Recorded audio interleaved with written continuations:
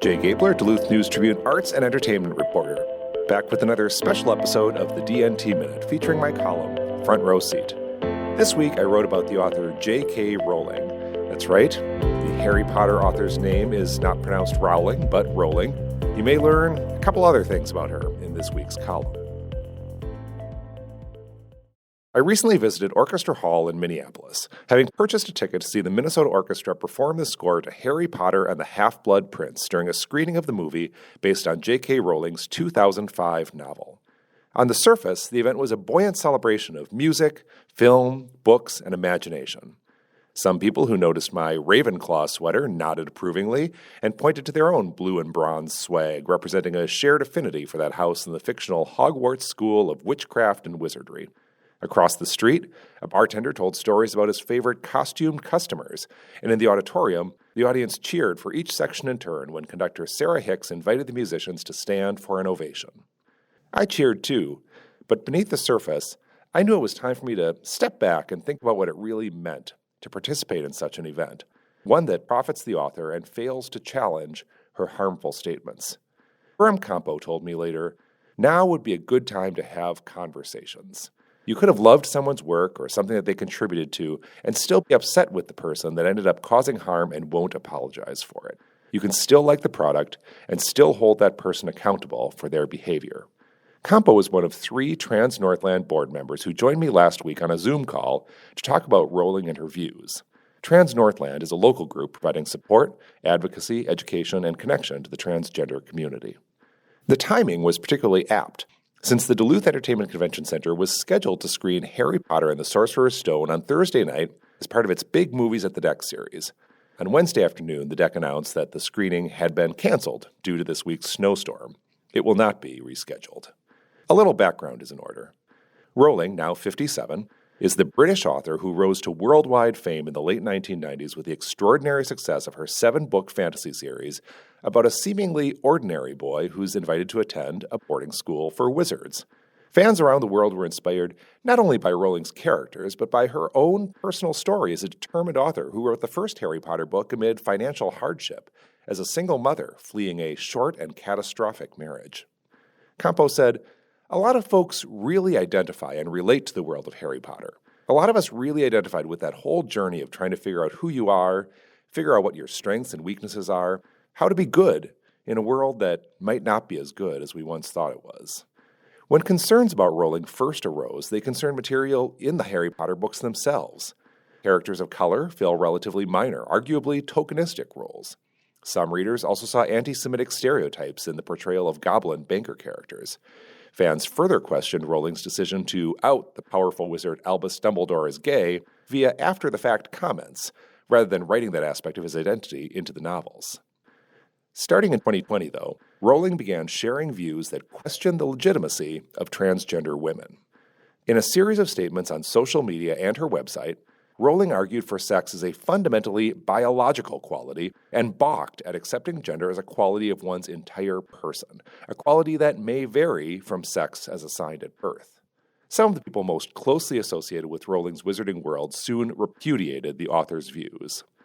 Daniel Radcliffe, the actor who played Harry Potter on screen, wrote in a statement, "Trans women are women.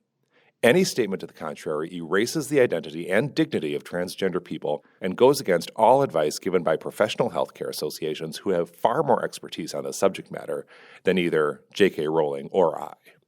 Rowling has held to her position, continuing to make statements and otherwise circulate tropes that cast aspersions on gender variance in general and transgender women in particular.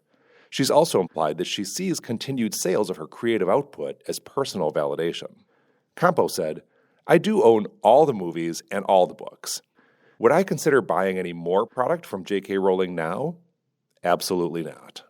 Anna Kruger, another Trans-Northland board member, said that it's important to see Rowling's statements in a larger context of, quote, anti-trans legislation and hate that has been permeating through not just the U.S., but also through Europe and a lot of other countries. Kruger encouraged cisgender people to consider, quote, taking off the cis ally goggles and looking at the world through a trans view and seeing what we see, which is the discrimination, the hate, the bad things that are missed oftentimes by people who don't live it every day. Although the Harry Potter book series ended in 2007, Rowling remains very much tied to her wizarding world. She continues to hold the rights and earn royalties from products including the hit movies, a Broadway play, theme park attractions, and a new Hogwarts video game. Even an event like the DECC movie night ultimately rolls up to Rowling. While the Thursday screening was to be free to the public, Communications Director Lucy Amundsen confirmed that the DECC paid a fee for screening rights. Some fraction of that would go to the author of the source material. In an email to the News Tribune before the screening was canceled, Amundsen wrote, "The film was chosen strictly for its entertainment value and what would be exciting to watch on a big screen. Honestly, all the movies were chosen well before this national conversation flared again, and we didn't think through these other implications." She continued, "However, it's important to acknowledge that as a public entity, we cannot be the arbiters of good taste or moral judgment. There will be many who are unable to separate the art from the artist, and we respect that. They will likely vote with their feet and not attend. And honestly, poor event attendance is the most powerful way to influence what is shown publicly anywhere." Trans Northland board member Wes Samuelson reflected, "There's lots of authors out there who have very problematic past and history, but the authors may have died or they aren't loud. Maybe they've just stopped trying to support that stance and it makes it easier to consume media associated with them." Kruger, a trans woman, referred to a novel Rowling wrote called Troubled Blood, came out in 2020. In that novel, a man dresses as a woman in order to attack women. Kruger said, "These stereotypes are extremely hurtful and caused me personally a lot of pain and discrimination from the people around me, as well as Rowling's idea that trans women are not women and should not be allowed into women's spaces. Those are things that are not true. Trans women are women, and they need to be allowed into women's spaces. If I didn't have access to women's spaces, I would not be here today." Samuelson said, "Men don't have to dress up as women to be harmful, and it's trans women who get a lot of violence against them in the trans community." Kruger emphasized that concern over the welfare of people in the trans community goes far beyond critiquing the statements of any one individual. She said, "J.K. Rowling is really easy to start this process and seeing, oh, I'm a cis ally. I can see that J.K. Rowling is a bad person to the trans community, and really starting to apply that to what else is bad to the trans community? What else around me can I start to try and make changes towards?" Campo acknowledged that for many people, including people in the trans community, negotiating feelings around J.K. Rowling and Harry Potter is, quote, "a very complex issue because a lot of us did genuinely love the books and the movies." In fact, a lesson one could take from the books themselves is that help and harm isn't always a cut-and-dry distinction between good and evil. Campo mentioned the character of Dolores Umbridge. While Hogwarts students are warned against the villainous Voldemort, Umbridge is introduced as a trusted teacher, working gradually from within the school to craft oppressive policies and dole out cruel punishments. Campo said, "A lot of us ended up identifying that Umbridge is more terrifying than Voldemort, because Umbridge is someone we see in real life." That's my column for this week. I'll be back next week with a review of the Duluth Superior Symphony Orchestra's tribute to composer John Williams. Until then, I'm Jay Gabler, Duluth News Tribune.